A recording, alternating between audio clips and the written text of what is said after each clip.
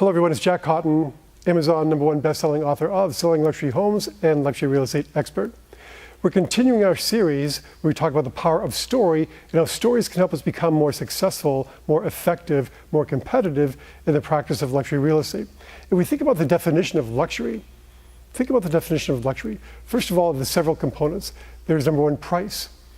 Things that are luxurious tend to be more expensive, and that's because of the story of their creation. What did it take to put this luxury item together? It's especially true when we're talking about a house.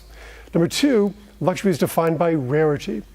The elements that come together to make the product, whether it's a leather bag or a piece of jewelry or, again, a house, the elements are rare. The exotic woods that are used, the stones, the materials that are used are really rare, as is sometimes the talent, the craftsmanship, the workmanship that went into creating the article.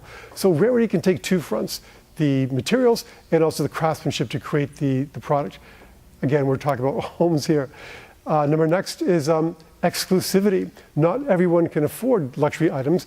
Again, we get back to the story of why when we talk about the exclusivity.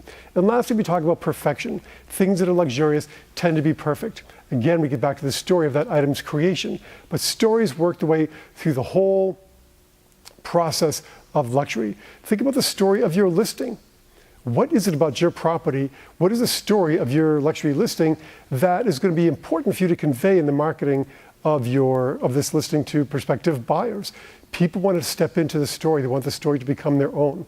I've given examples of this in some of the longer talks I do about different stories that go along with some of the listings I have.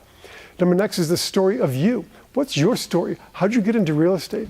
And more particularly, how'd you get into luxury real estate?